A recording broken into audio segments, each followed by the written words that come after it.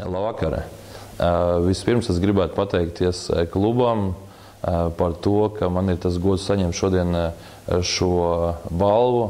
Vienlaicīgi ir jāsaka, ka klubs tiešām ir viens no tiem žurnāliem, kuru esmu vienmēr lasījis, un man šķiet, ka klubs ir atradis savu nišu. Bet, kas attiecās par balvas būtību, tad varu teikt tikai vienu.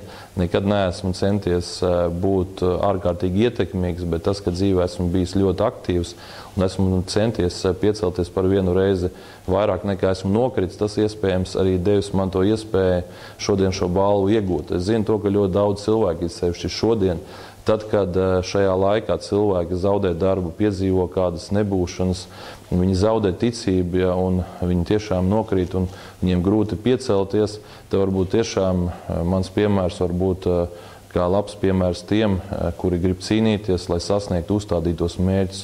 Uzskatu, ka šis krīzes laiks, kuru mēs esam piedzīvojuši Latvijā, ir vienlaicīgi arī mūsu iespēja laiks. Mēs varam atrast jaunas nišas Latvijai, globālajā ekonomikā, mēs varam uzstādīt augstus mērķus, un man šķiet, ka šodien ir ārkārtīgi svarīgi, lai Latvijā būtu pēc iespējas vairāk līderu, tādu cilvēku, kuri gatavi cīnīties par saviem mērķiem, par valsts mērķiem.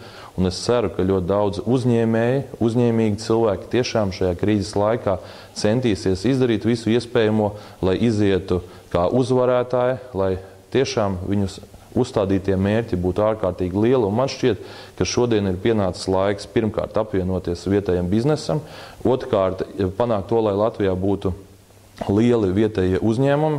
Treškārt, mums jādara viss iespējamais, lai mēs varētu ne tikai nostiprināties uzņēmēju darbībā šeit Latvijā, bet iet un iekarot citus tirgus. Un nerunāsim tikai par Igauniju un Lietuvu.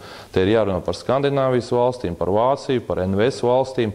Un man šķiet, ka to, ko savā laikā 99. gadā man teica Peters Valenbergs, ar kuru man bija gods tikties Stokholmā, viņš teica, Latvija var būt province Eiropā. Latvija var kļūt par biznesa centru starp austrumiem un rietumiem. Tā ir jūsu izvēle. Ja jūs izmantosiet to potenciālu, kas ir dots jūsu cilvēkiem, to, ka jūs runājat daudzās valodās, tas, ka jūs saprotat austrumu mentalitāti, jūs varat kļūt par ļoti nozīmīgu centru, jo ja pat visi zviedri iemācītos krievu valodu, viņi nekādā gadījumā nespētu saprast šo austrumu mentalitāti. Un tas ir tas, kas jums ir. Jautājums tikai, vai jūs to izmantosiet vai nē. Un tieši tāpēc es šodien gribu aicināt visus uz to, lai mēs izvēlētos šos augstos mērķus un mēs padarītu Latviju par bagātu valsti, ar kuru mēs varam lepoties.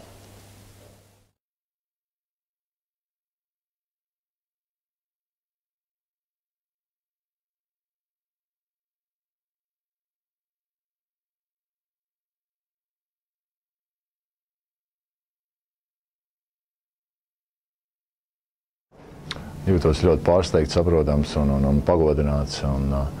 Es nezinu, vai es patiešām būtu tik daudz viņu pelnījis, bet paldies par atbalstu. Cerēsim, ka mums ies labāk un domāju, ka ies labāk daudz šo sezonu un arī nākošo sezonu. Pagodinājums un diezgan liels pārsteigums, tā kā es pat nezinu, kā es jūtos. Pārsteigts noteikti pārsteigts, bet pagodināts.